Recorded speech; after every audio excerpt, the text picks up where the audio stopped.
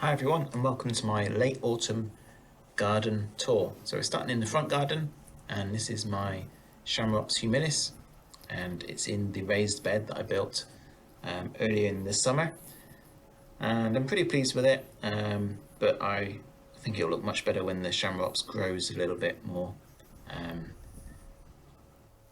We've got probably my favourite plant actually is my butia odorata, and this has grown a couple of leaves this year. It's doing quite well. Next to that, I've got chamaerops humilis. It could be cerifera.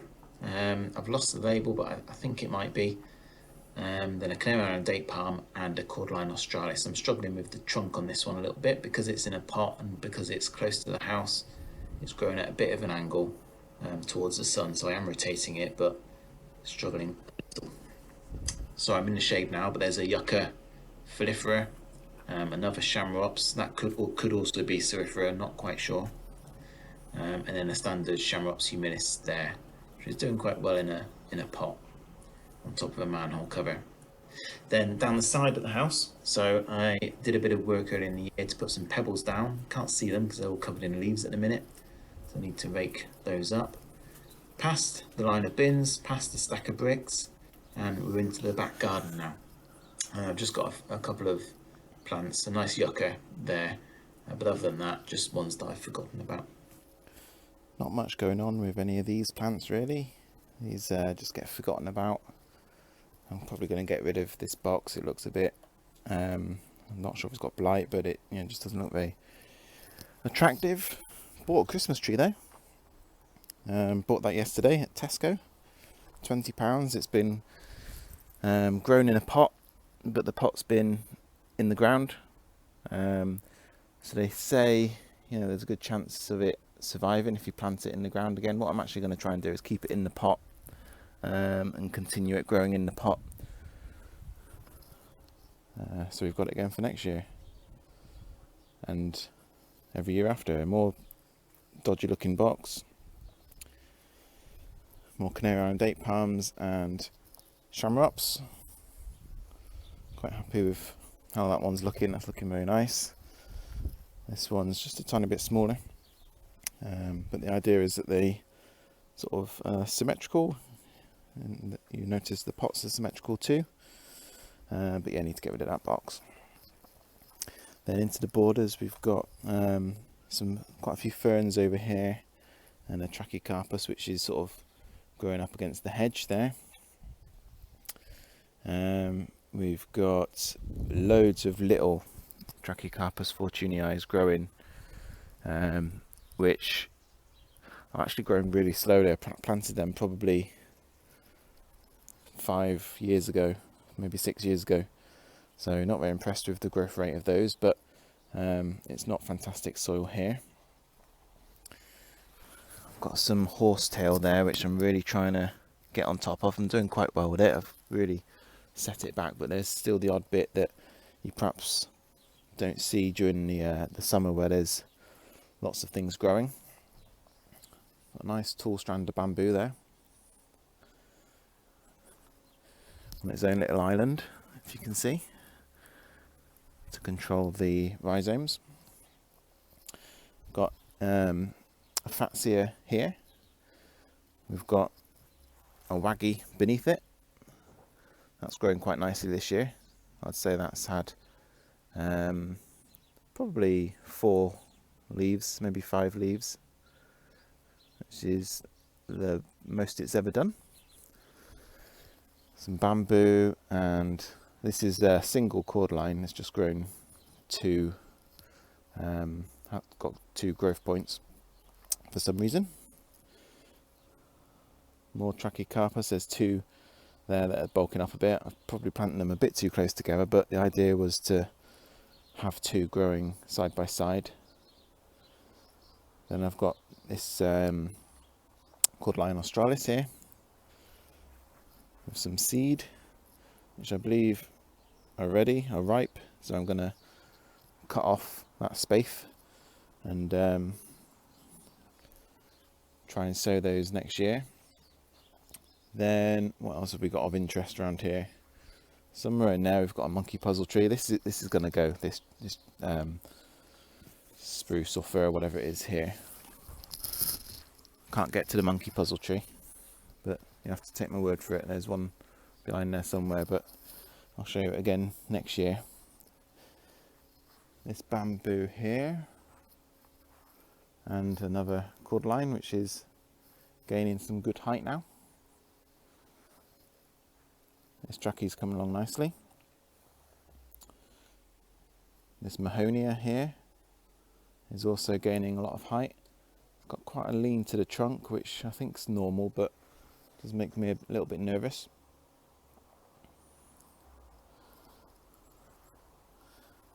More bamboo on its own island. Then another trachy, my phormium, which I really like. I'm probably going to divide that maybe next year, maybe the year after, because I've only got one and I think it's a fantastic plant. So I want to dot that about the garden a bit more. More trachys and cordylines over here. This conifer has gone a bit mad this year. That's going to come out, because behind it is where I display the Braha amata for the summer, and you just couldn't see it this year. Then we've got more bamboo here. This stuff is doing okay, but doesn't seem to be gaining a lot of height. This is your standard phyllostachys, which I can never say. So not sure why it's not sort of reaching for the sky, because I'm told that they, once they get going, they really do get going, and that's been there 6 years, I'd say. Now, I always say this is how my garden actually looks. I don't, I'm not hiding anything here, but I am taking you to a corner that I don't go into enough, probably because it's a bit neglected. There's a cordyline there which is doing its own thing. Getting caught up on the wheelbarrow here. This is a red hot poker, which is a plant I really like, but it only looks good for like a couple of weeks in the summer, so it's a bit of a non-performer for most of the year. And I've got a trachy there, another cordyline, random fir tree which is filling a gap. This cordyline which I transplanted from the front garden with, a foot and a bit of trunk. So people say they don't transplant very well, and that is true, but it can be done whilst they're still young. And then this down here is some vivax bamboo, which grows mahusive, I'm told. And it's grown, I think this shoot here is a new one. So this main shoot really is new, and it's, I don't know, 1.5 meters. So it's not quite as big as I was expecting. This is also on its own little island, as hard to tell from here, but it's on a bit of a peninsula, it is an island. So that's that. I'm trying not to fall over. Need to cover up this trampoline before it gets too cold and wet.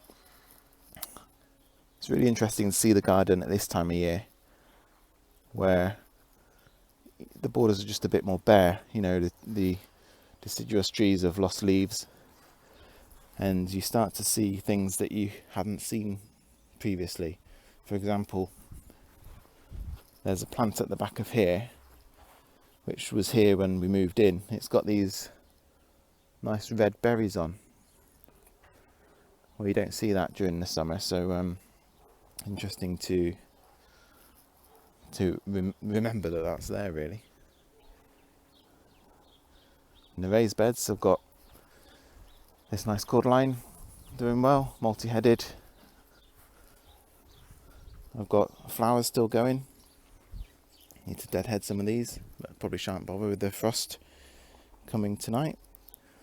So yeah, it's hardly a sort of a Chelsea display of flowers, but I'm pleased that I've still got some this late in the season. Now, this is interesting. As you know, if you'll watch my previous videos, I grow washingtonia robusta from seeds and plant them as bedding, basically.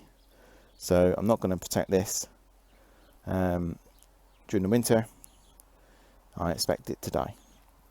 But from the same, well, presumably the same batch of seeds, we've got this one, and we've got this one, and they're just completely different plants. This one sort of looks a bit stretched.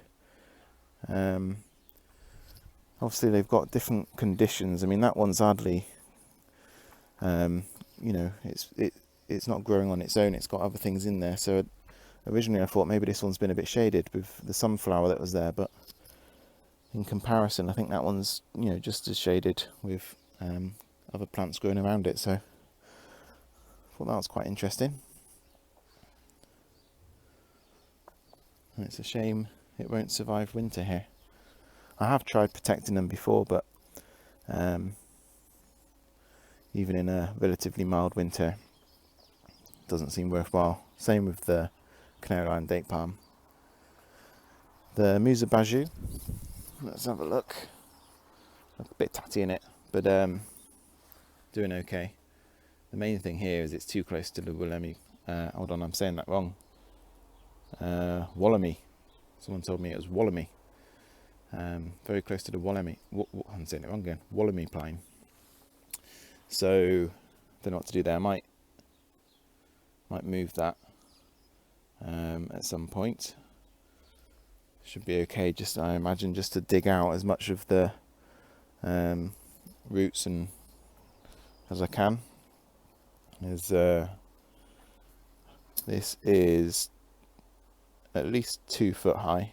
This bed.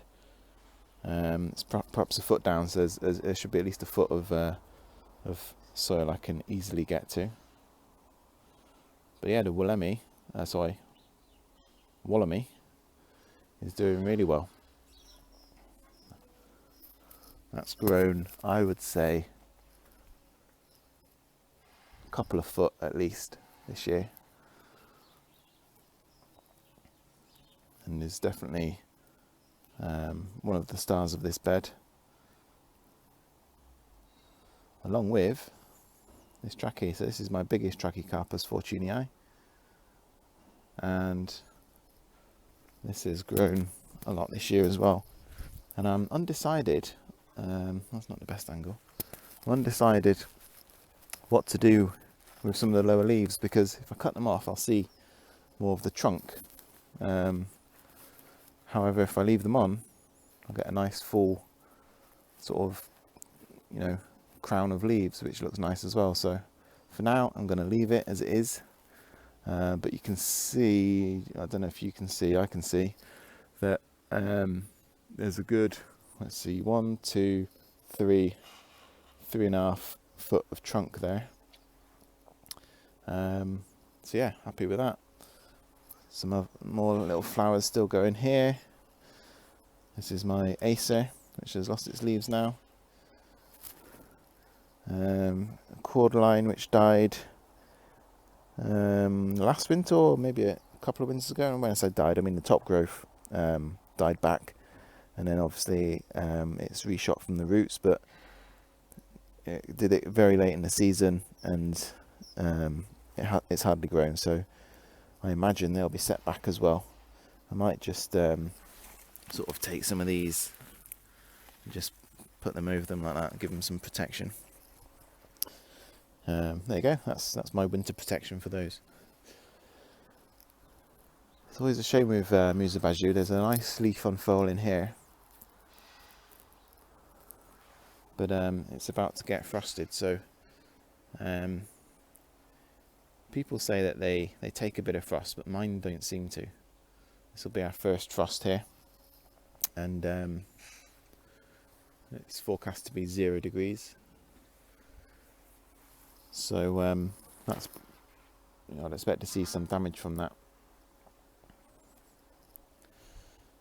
So that's the garden as it looks towards the end of November 2021. Thanks very much for watching, if indeed you still are.